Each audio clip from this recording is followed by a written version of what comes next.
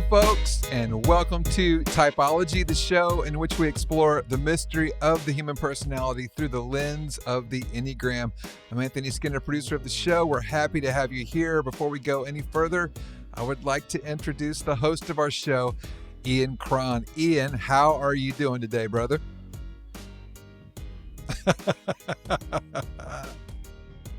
Oh, I am fine. Thank you. How are you? Good to see you. Good to see you. I have a question. Yep, hit me with it. How many professions have we had represented on Typology over the years?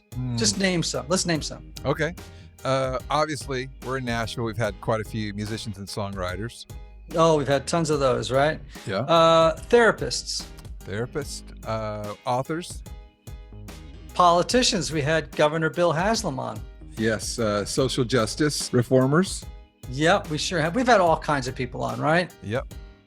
But we've only, up to date, had one professional actor on our show, and that was Lisa Whelchel. Lisa Whelchel, yes.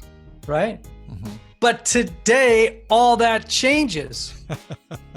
We have another one. We have another one. Today, we have our first male professional actor on the show, Typology, and it is not an inconsequential one. His name is Josh Radnor. Yes. Josh is most famous for his role on the long-running hit sitcom How I Met Your Mother. And there's so much more I could say about his resume, but it's so dang long, it's ridiculous. Yeah, it is. At the moment, you can see him alongside Al Pacino as the Nazi hunter Lonnie Flash in Amazon's Hunters. Very cool. Right? Yes. And he is a Enneagram 3 with a 4 wing. All right. But he's an unusual one. He is. So in the sense he's very evolved and he's very thoughtful. He knows the Enneagram. He's a friend of Richard Rohr's. This is a great episode. It really is. It really is. I'm excited to get to it. So let's do. Let's do it. Here's Josh Radnor. Josh Radnor, welcome to Typology. Thanks for having me. You are the first male professional actor we have ever had on Typology. Is that right? Did you ever hear this thing that the director David Fincher is a super Enneagram devotee, and that he asks people in final rounds of auditions to take Enneagram tests? Have you ever heard that? No, but I've heard of casting directors and actors who've used the Enneagram to prepare for roles. I think he likes the character and the actor to be the same number. Oh, fascinating. Yeah. So here's I have some suspicions. Clearly, I think Johnny Depp is a 4. Probably. Anyone who can play Edward Scissorhands, the patron saint of 4s, must be a 4. I think I mentioned I'm a 4 wing, and when I read the list of 4s, of famous 4s, a company I like being in, Patti Smith and Rumi are kind of like, that's fine with me. That's right. Well, in fact, Anthony and I are both 4s. Yeah. Oh, is that right? Okay. Yeah. So this will probably end up being some kind of a pathos, dripping sort of an experience for we will be the only 3 people who have enjoyed this show probably today. We're going to light some candles and journal. Yeah, no. Probably, and that would be fine. Take some writing and then share. Well, we can talk a little bit about actors and type later, but I do have some suspicions about different types.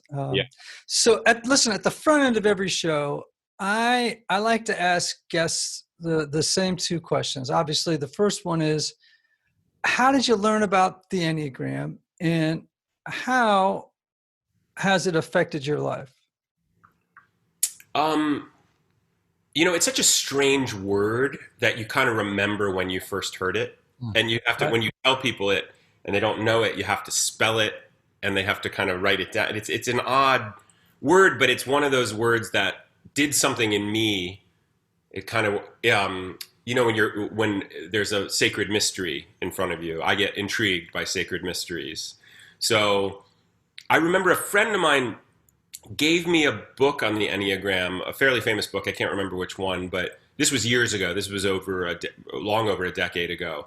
And I looked at it, but I don't know that I even took a test. I didn't figure out kind of what I was. And I don't know if it was the last couple years, because I started reading and studying with Richard Rohr, who is a great, he's a friend, but he's also a spiritual hero of mine. And he uses the Enneagram and talks about the Enneagram and wrote a book about the Enneagram. So I took a couple of tests and it kept coming back 3 with a 4 wing. So, Right. Just to take a couple and kind of, cut out some of the variables. And then once I started reading about my types and then kind of getting intrigued, like, what's my father? What's my mother? What are my sisters? And just kind of understanding where I come from or fit into this constellation of these numbers. And I also find it's something that strikes me as intuitively true, whereas some other personality tests feel a little clinical or a little like wonky, like scientists or laboratory. They came up with this stuff and it feels a little cold. There's something about the Enneagram I really like because I like that it's not flattering, and I trust things that aren't flattering. Richard says a great thing that read the type descriptions, and the one that humiliates you the most is probably what you are. Yeah. Well, it's funny. Richard's a friend of mine, and actually Richard taught me the Enneagram. Oh, is that right? Wow. Yeah. So he was my first mentor in the world of the Enneagram. And didn't he learn it from the Franciscans? Didn't they teach it to him? Probably from the Jesuits. Oh, the Jesuits. That's right. Yeah. Yeah. Okay. So that's how you first heard about it. And how has it affected your life? Well, okay. So one of the things is there's a bit of there's a liberation in understanding that I have these factory settings, right? Because I have a mind, and I don't know why this is. I have certain areas of my mind are incredibly compassionate and incredibly prone to more healing ways of looking, and some of them are incredibly self-flagellating, and I can be very hard on myself. And I even will let someone off the hook for the very quality in them that I excoriate in myself, right? And something about learning the Enneagram has helped me. So for instance, like being a 3 and realizing that on some part of my psyche, achievement is how I get love, or I replace, admiration with love. Now that's a wound, but at the same time, rather than beating myself up for that and saying, I shouldn't be like this, to say, I'm just one of these 9 personality types, and it's my wiring, and that there's a way within each type to evolve, right? There's unevolved of each one, and there's evolved, as you obviously know. So rather than saying, I need to change my stripes, as it were, I can say, no, I have to work within the framework that I have, within the wound that I have, within all the talents and virtues and all the things that are granted me. But also there's a way to be an unevolved 3, and there's a way to be a more evolved 3. And just understanding that in terms of my programming helped me find some compassion for myself. Does that make sense? Yes. I always say, and our listeners will be tired of hearing me say it, but one of the gifts of the Enneagram for me was learning unconditional self-friendship. I love that. Yeah. And it took some time, but that's where it's brought me. I think you're right. I think when approached correctly, like the Enneagram is a map of, it's spiritual technology, really. It's like a map of the human person that's actually meant to bring about spiritual evolution or transformation, Right. So here's question 2 that I ask. Wait, I will. Can I add one thing? Yes, please. Also, that the more I learn about other types, it helps me be compassionate towards others. Like if someone wants to retreat into their room and with a lot of books, and I go, they're not trying to ignore me. They're a 5. They need to hunker down with Right. information, right? Right. Or my father's a 1, and he's incredibly moralistic. He's a very kind of black and white thinker. He's a guy, he's a lawyer. He's a very justice kind of guy. And it gives me some compassion for him, just seeing, he's not trying to be cruel in any way. He's actually articulating his worldview as it is programmed in him. That's right. Yeah. Most lawyers I've met are 1s. Oh, is that right? Yeah. Oh, absolutely. Yeah. Yeah. Most of them are. And that person who's gone to hide in the bedroom is Anthony Hopkins, who I think is a 5. Oh, yeah. It's all you have to do is watch Remains of the Day, and you pretty much. Oh yeah. Like you meet a 5, and I don't know if he's and he's kind of that way in a lot of films, Yeah. I bet if you look at people's kind of iconic roles, the roles that they were the most identified with or the most lauded for, I bet their Enneagram matches up with the characters. Yeah, I think that's probably true. Yeah. Yeah. So here's question 2 then. Knowing that this Enneagram is a map of the interior life of the human person that's meant to bring about or enable spiritual transformation, how would you describe your spirituality? Through the lens of the Enneagram?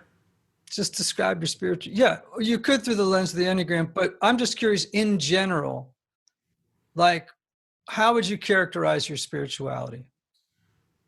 I mean, it's undergoing constant revision. So I'm just telling you where it is today. Great. It's provisional. Yeah.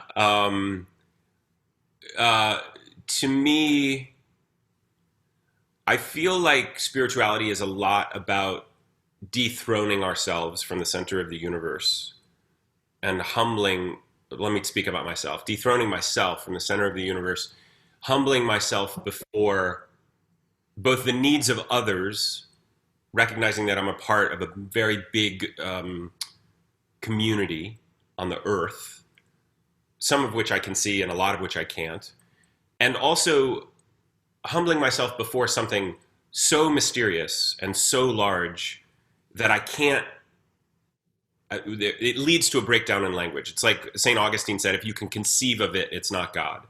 Right. Like, so it was funny. I'm on a Marco Polo, this app where I'm with all my high school friends, about 6 guys that have been friends. We've been friends for years. And there's a running joke that my friend CH has an absolute allergy to the word blessing. He's a staunch atheist. He come from a Catholic family, declared at 8, I'm not going to church anymore, Mom and Dad. I don't believe in any of this. And he stuck to it. He's in his mid 40s.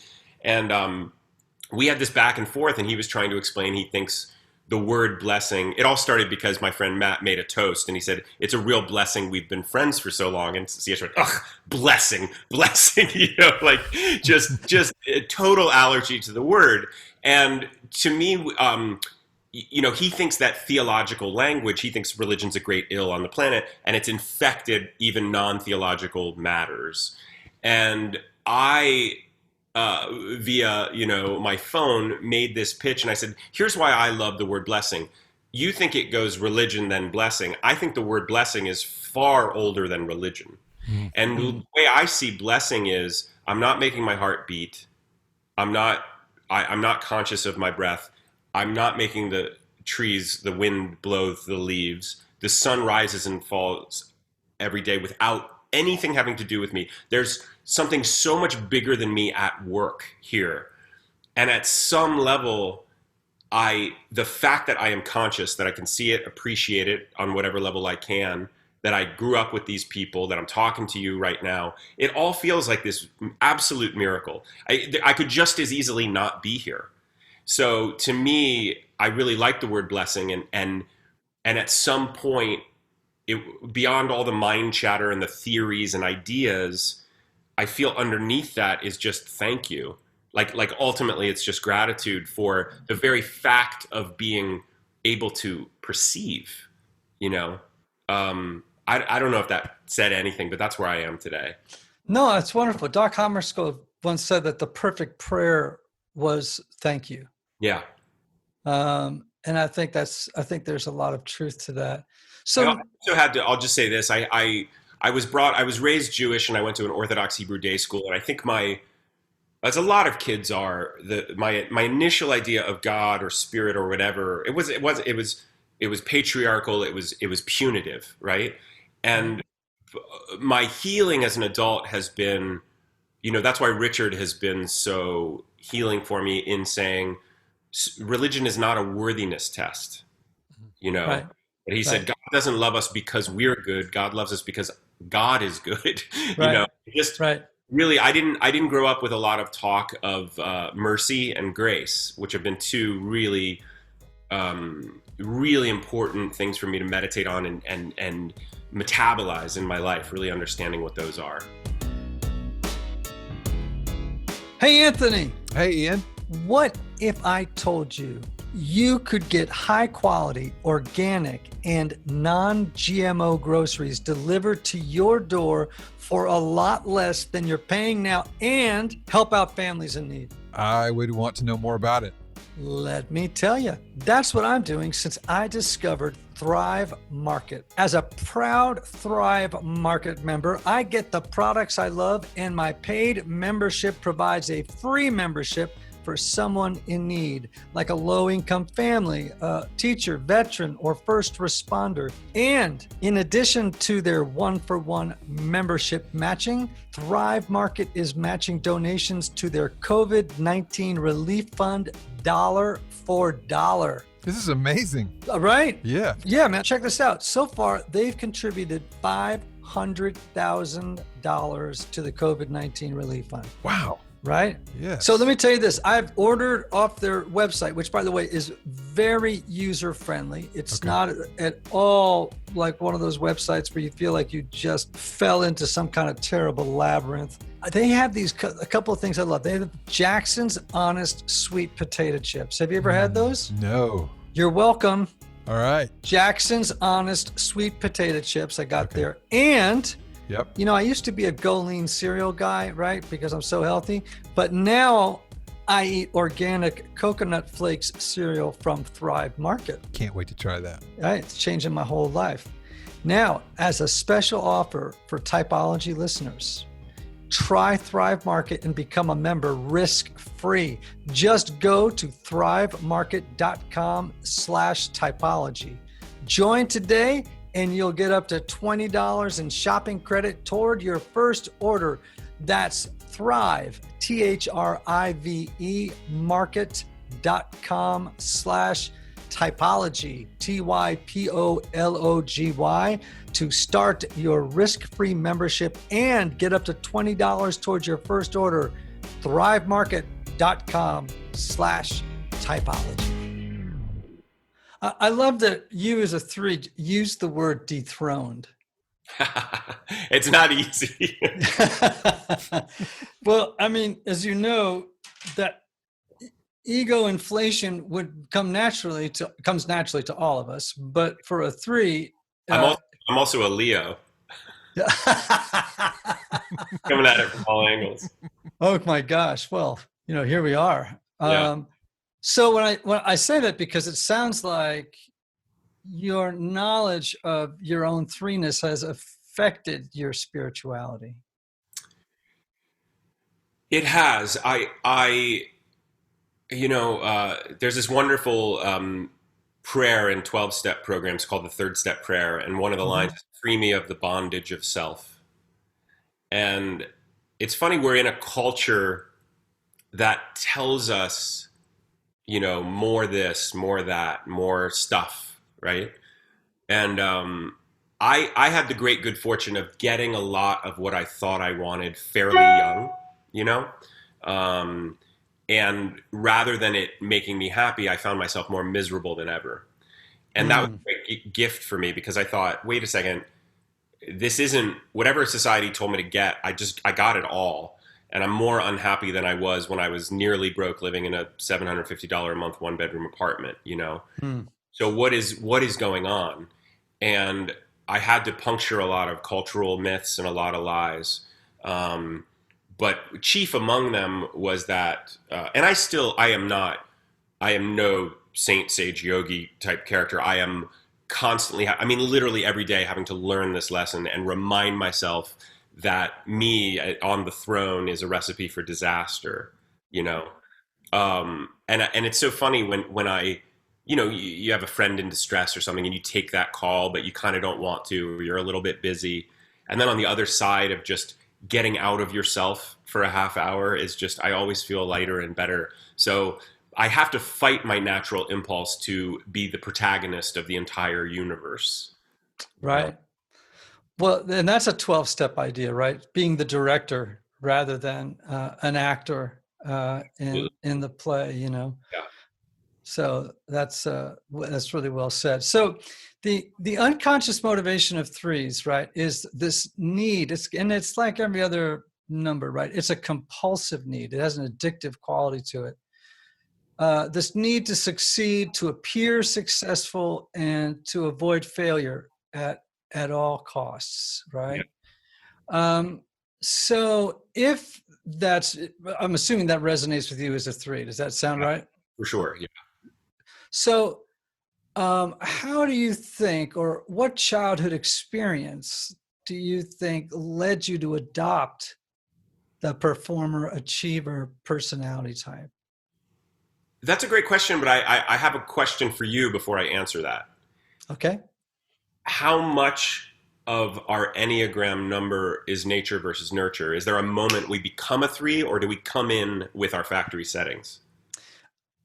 So I think the answer is yes. I think we do come with hardwiring, genetics, biology, in the bone and the blood. So we come with certain tendencies and proclivities. Cultural influences are enormous. Familial experiences, trauma can inform personality type. And so I think there are countless forces at play in the construction of a personality. Yeah. Okay. Yeah, I mean, some of it feels to me like I brought some of this in, and I could probably scan through a number of experiences that were formative in a lot of ways. And I don't. We'll probably get into this a little bit, but I don't want to discount my four wing, which is something that's happening to me as I'm getting older. I'm identifying more with fourness than threeness. Yeah. As I'm getting older. And some of that has to do with what Richard talks about, you know, the two halves of life, the loyal soldier, which feels to me very three. You know, you're gathering the things that make you reflect well upon you, the things that make you look good, that you've got it all together, that you're a success. And the second half of life is a much more internal, quieter process, which feels to me like a bit of a transition from a 3 to a 4, at least in my own experience. But I would say when I was younger, my father's a 1 and my mother's a 2. And, I had a very stable, safe upbringing in terms of a lot of things that can go wrong in a childhood. That wasn't my house. And I say this, I want to say this all with like love for my parents. You know, I never want to sound like I'm condemning, but I felt my parents' love most acutely when I was succeeding.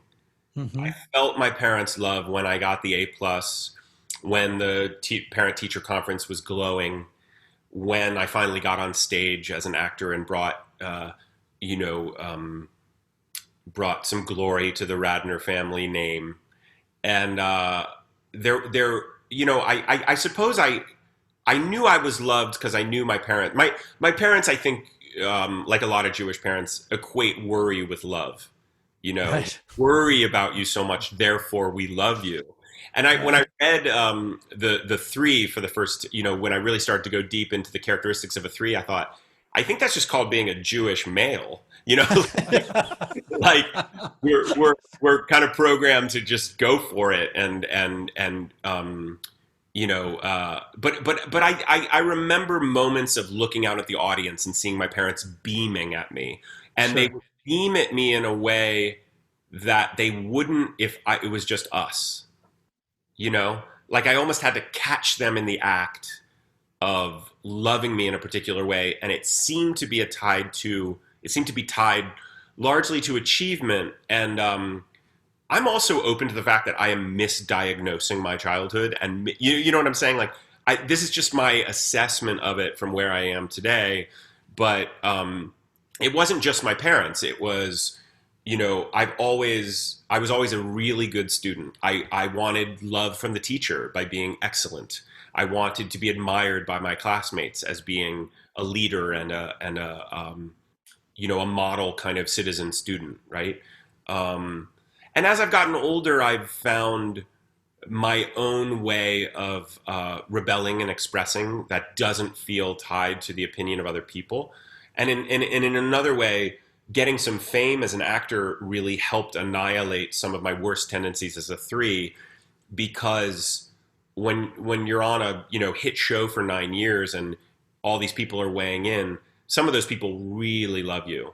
Some of those people really don't, for reasons which you'll never quite understand. And a lot of people don't care about you. So it just exposed me to a grand kind of, it was like exposure therapy, right? Where my biggest fear was people hating me, misunderstanding me, thinking I was something I wasn't.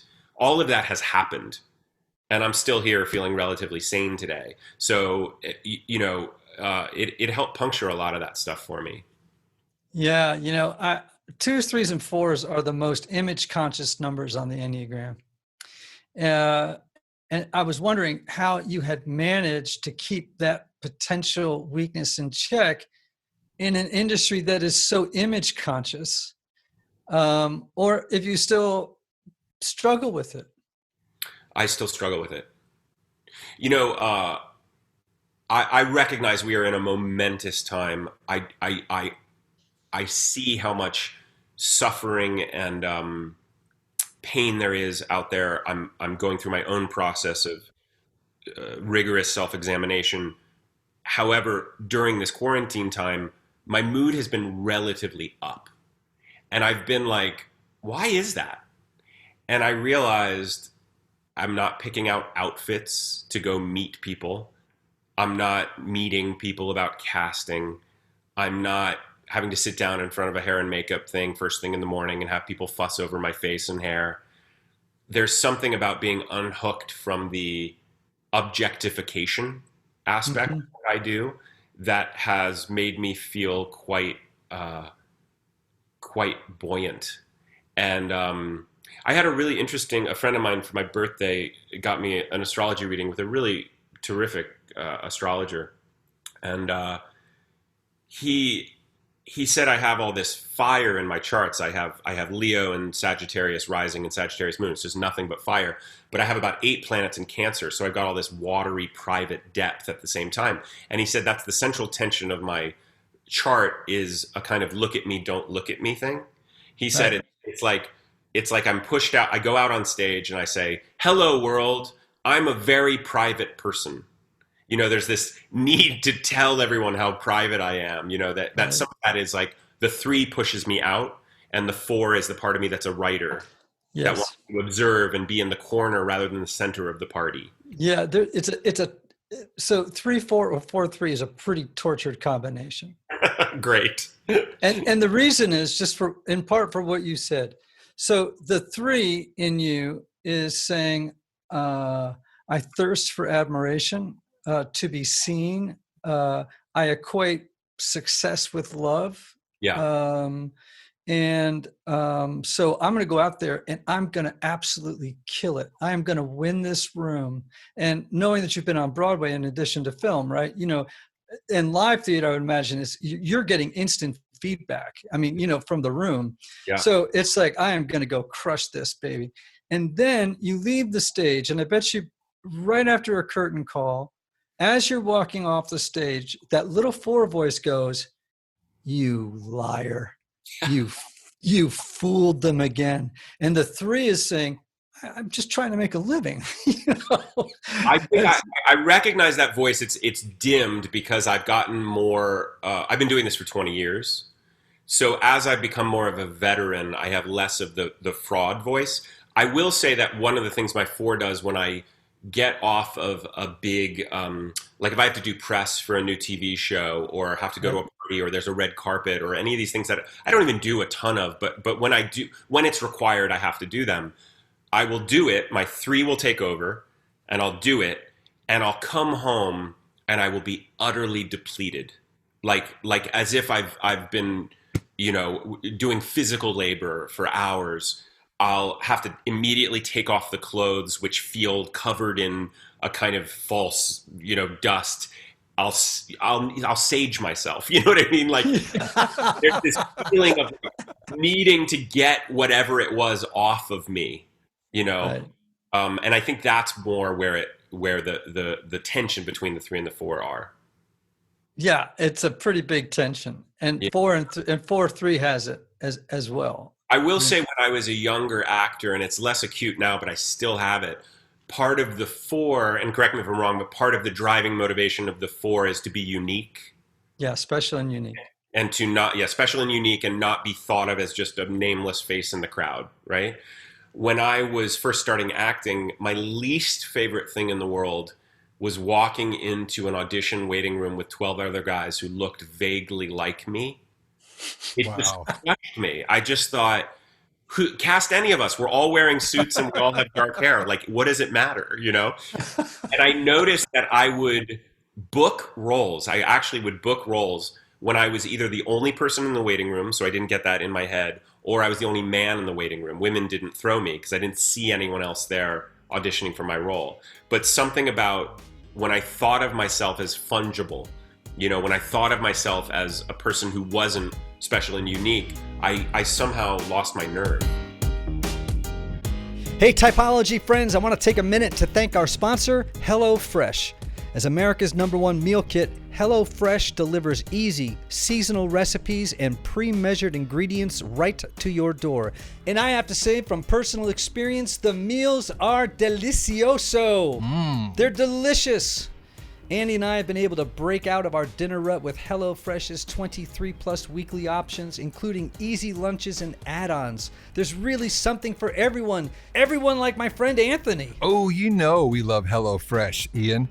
It cuts down on all that meal prep and planning. We don't have to go to the grocery store. It comes right to the door. The meal is on the dinner table in 30 minutes. Saves all that time. We love it as a family. What I really like about it is how flexible HelloFresh is too.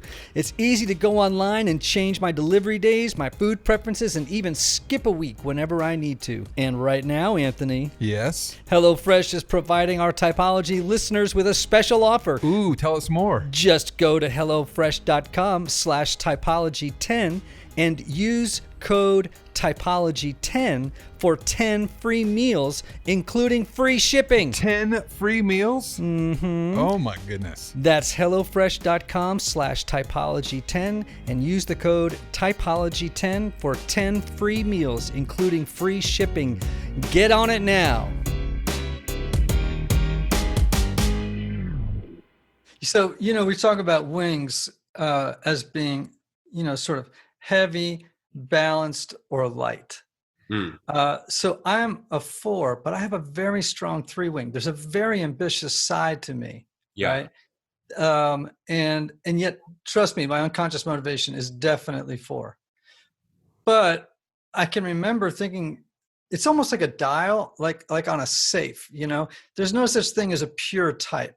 So, you could dial just a little bit to the right of 3 or halfway to 4, you know what I mean?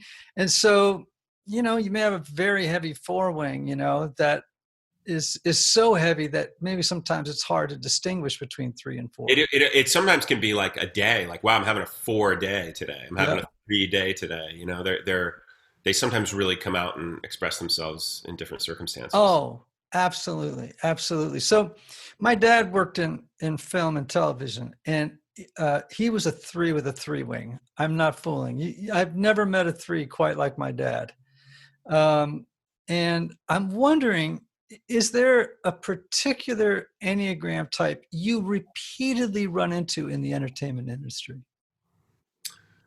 I think there's a lot of 3s and 4s. I think a lot of the people who work in the industry but not in front of the camera hair and makeup is a lot of twos. Right.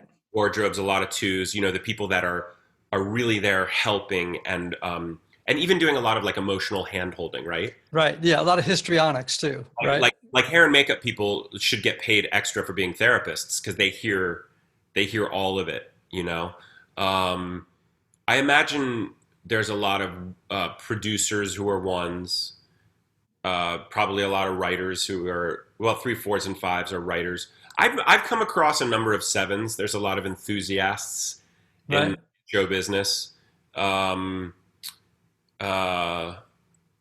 I think it's more though 2s, 3s, and 4s is in my experience that showbiz is a little more that.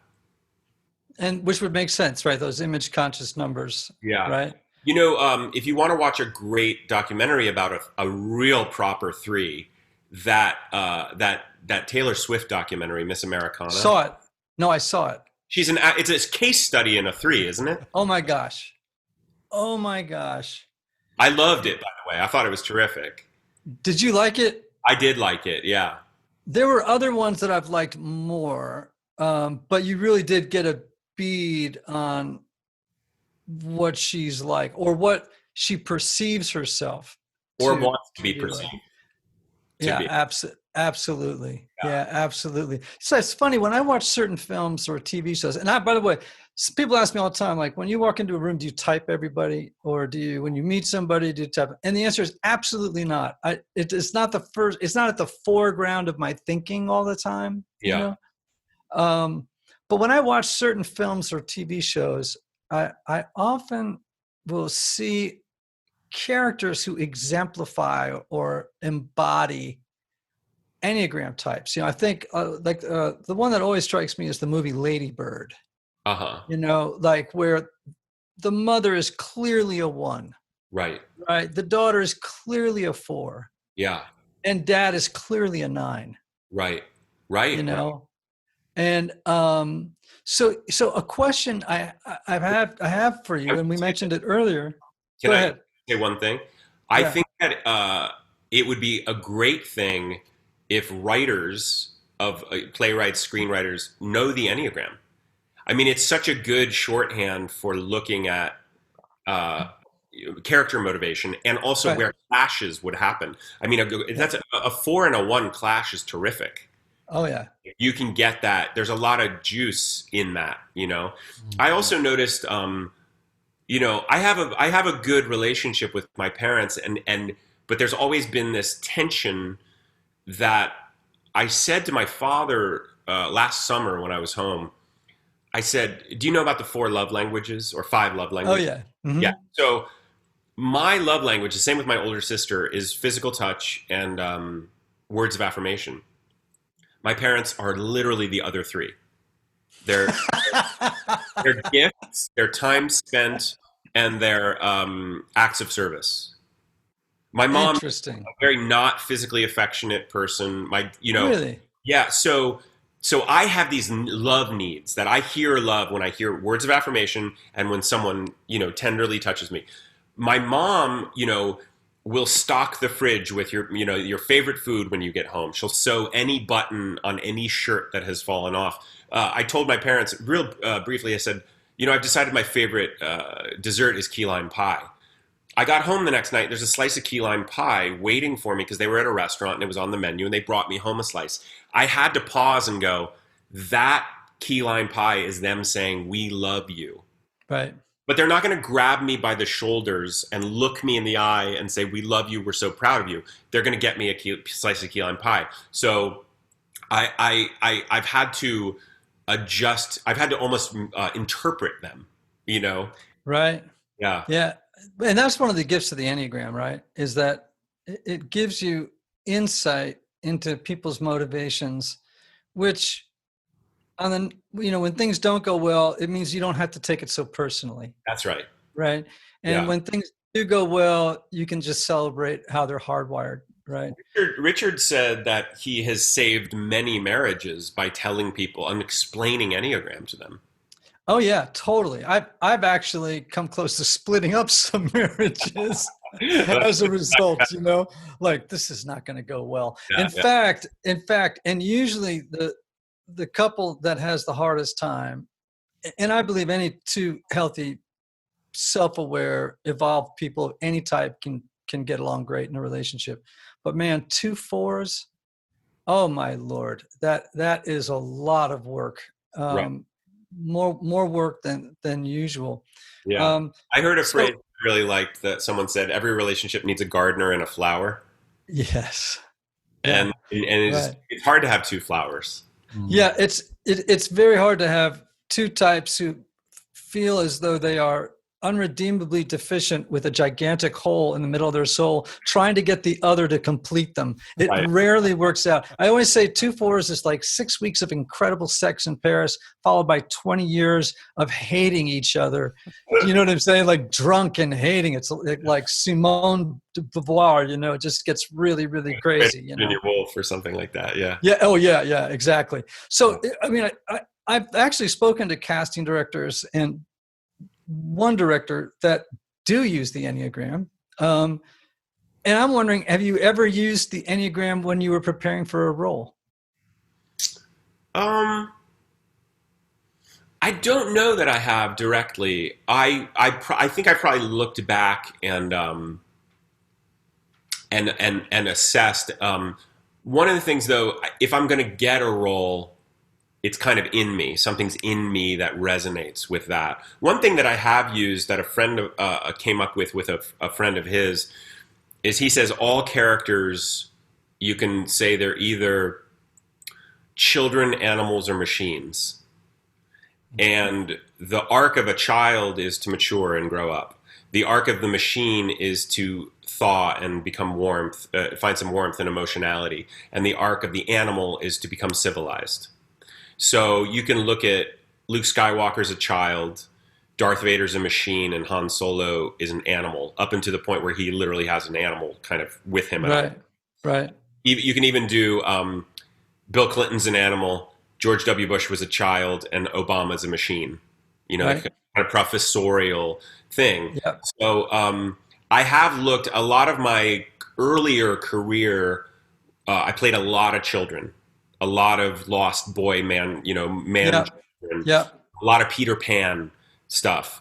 And then after the last couple of years, I played some machines. And then this role, I'm on a show with Al Pacino right now called Hunters on Amazon. And it's my first animal. I mean, the guy's like, full, mustache. He's very sexual, libidinous kind of guy. Right. No filter, just a kind of lusty man of appetites. And it's been so much fun. It's felt like a liberation because I haven't played an animal, Right. So there's different ways of thinking about it, but that's one that's been pretty useful for me over the last couple of years. So one of the things you said that's so fascinating to me, as a therapist and as an Enneagram teacher, is when I'm around some 3s, especially younger 3s, and Anthony, you've heard me say this. Sometimes when I look in their eyes, I call it the lost boy look. Mm-hmm. And it's actually, how would I say? It's a sad kind of yearning look. Even though the game is going and they could be working the room like they're running for mayor, but you can sometimes look in their eyes and see sort of a sad child, a lost boy or girl. So it's so interesting that you said that, because I've sort of made that observation about 3s before. Yeah. Well, I think it also has something to do with being seen. Yes. Are you being seen, and how are you going to get seen? Ultimately, the Enneagram, you could say very broadly, is about how do we secure love? Oh, yeah. How do we secure our safety, right? And for the 3s, it's, you better become president or win a bunch of awards or be a Fortune 500 CEO. Right. Those are the only options. Right. Or the Don of a mafia family. So it's purely contextual. Yeah, that's right. That's right. Because not every 3 wants to be like the CEO of Goldman Sachs, right? It just depends on whatever cultural context you happen to find yourself in. Hey everybody, one of the lessons I've learned over the years is that not everybody benefits from a traditional 50-minute counseling session. And this is why some people can go to couples therapy or personal counseling for a long time and never really get anywhere. This is why I'm such a believer of intensive counseling and my friends at Restoring the Soul in Colorado, created by my longtime friend Michael Cusick to help couples or individuals experience deep change in half-day blocks over 1 or 2 weeks. Now listen, if you can't wait months or years to get to the bottom of an issue or to experience breakthrough, you need to get in touch with my friend Michael and his extraordinary team of counselors at Restoring the Soul. If you're looking to get out of the rut you're in, but can't wait months or years, call Restoring the Soul today for a free consultation with Michael's staff. Call 303-932-9777 and learn how their intensive counseling process can help you. As a special bonus, just for Typology listeners, make sure to visit www.restoringthesoul.com/typology to download their PDF called 5 Ways Unaddressed Trauma May Be Derailing Your Relationships. Now, you're also a musician, right? Yeah. And you're in a band with Ben Lee called Radnor and Lee, right? Yes. Yes. And you have a new release. I think it dropped in May. Is that right? We pushed it. Not that this is a better time to release an album, but right. We pushed it. It's coming out in a week, actually, on June 19th. But you have an album out called Outside In. Is that correct? That's the first single from the second record. We haven't. Okay. The first record's called Radnor and Lee, but the second record is called Golden State, and the second song on it, which we already released, is called Outside In. Okay, so I listened to Outside In about 12 times today.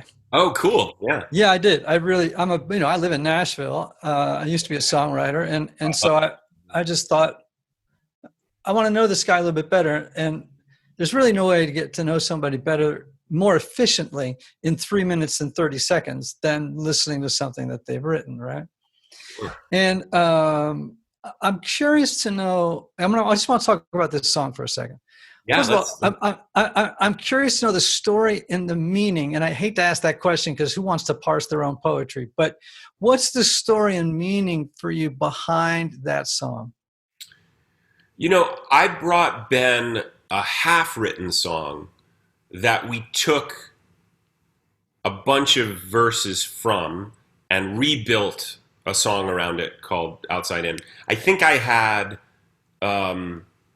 made some stuff. Got called a fool. There's no way to sidestep ridicule by the lonely and the angry. Oh, no, he wrote that. By the lonely and the angry on the message boards, making me nostalgic for being ignored. I wrote, I want to thicken my skin, stand tall and free, build a house from the bricks people throw at me. Mm-hmm. Which is a line I had read somewhere I steal all the time. But it started from this idea of being a maker of things and knowing that people are going to judge you and love you and hate you, and that there's some sort of spiritual experience you can have by being an artist who weathers that.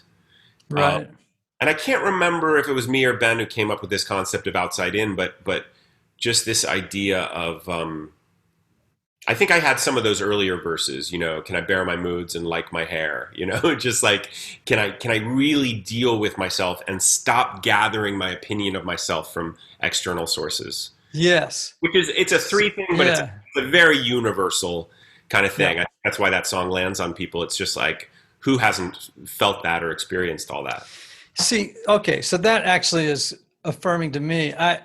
Because sometimes, as you know, you write a book or you write a song, and as an unintended consequence, people project meaning templates onto them that were not intended by the artist, right? And that's great, actually. That's part of the mystery of art, right? But here's the chorus. I want people to hear the chorus to this song. It's, I'm so sick of living from the outside in, never going deeper than the outside in. How am I ever going to love anything if I'm living from the outside in? And it struck me as I was listening to that the language there, the signaling there was very, very 3. Because, as you know, when they're at their worst, right? Like 3s tend to care more about appearance than substance. They care more about seeming than being, right? And when I was reading it, I was thinking, this sounds like an evolved 3 singing about I'm tired, I'm sick of living from the outside in. Yeah. Because the journey for the 3 in part is learning how to live from the inside out. Right. You know, and so again, you know, I guess who we are leaks into the art that we make in ways that we don't know, you know, like the source, you know. But I love the song. I just encourage everybody to go listen to Outside In. It really, and is it on Golden State? It's on Golden State. Golden State's coming out June 19th. Okay, well, everybody on June 19th, go and buy Golden State, but go check out now on Spotify Outside In. It's a terrific song, and actually kind of in a medicine show crow kind of way. It was really fun, Wilco-y kind of way. It was fantastic. I really like putting very substantive, maybe even slightly acidic lyrics up against a kind of really catchy tune. Yes. You know? Like your toes are tapping along and you're grooving to something, and then you hear it after 4 listens and you go, oh, it kind of smuggles in. It's an effective way of kind of sugarcoating something. Yeah, absolutely. Yep. Absolutely. Well, I mean, tell us, I mean, now here we are in COVID. You're at home, you've expressed, you know, what it's been like for you. Now you don't have to worry about never working again as an actor. No actors are working. I feel guilty saying it. I mean, not to diminish any of the human tragedy involved. I've loved it. I mean, for me to be home and just to have the space to do my own work, thinking about writing, thinking, you know, all that stuff has been kind of very beautiful for me. But I have a question for you, actually, that just came to me. Have you ever had a major crash or failure, and then how did you recover from it?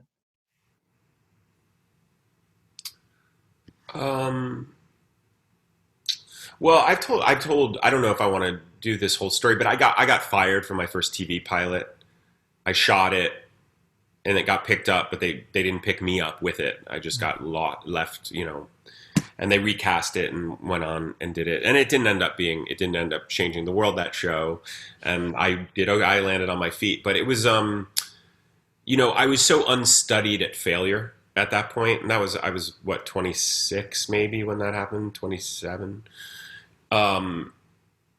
I feel, you know, I had a fairly sheltered childhood. I had grandparents die, but I didn't have, you know, tragedy kind of hit our family like an asteroid kind of thing. That just didn't happen. So I feel like I've had to, as an adult, and I do believe that if you take a body, if you're born, you're going to have tragedy in your life. You're going to lose people you love. You're going to have massive disappointments and setbacks. You're going to feel betrayal. You're going to betray someone. You know, it's just, suffering is on the menu, truly, of the human experience. So I had to go out and just live a little bit more and gather some grief. You know, I've lost friends to suicide. I have had real career frustrations or disappointments. I've had, you know, friendships have lost, really hard breakups. You know, I just had to, I had to get tenderized in a way, because in some ways I'd always been kind of constitutionally optimistic, but I realized that I was doing a lot of spiritual bypassing. You know, I was doing a lot of, well, we should just look on the bright side. You know, I get real frustrated when I'm trying to express some sort of grief or sadness and someone says like, just be happy, or, you know, like, right. As if like just we can law of attraction our way out of grief, which I think is absurd. So I now feel that when I speak about sadness or suffering, I I know it more acutely, and I know it personally for myself, and I can be with other people's sadness without trying to move them out of it so I feel better. That's all. That's all 4. Okay, cool. Yeah, like the 4, one of the superpowers of the 4, like I can sit Shiva like nobody's business. I can, you're dying, call me. Right. Don't call it 2, they'll bring a puppy.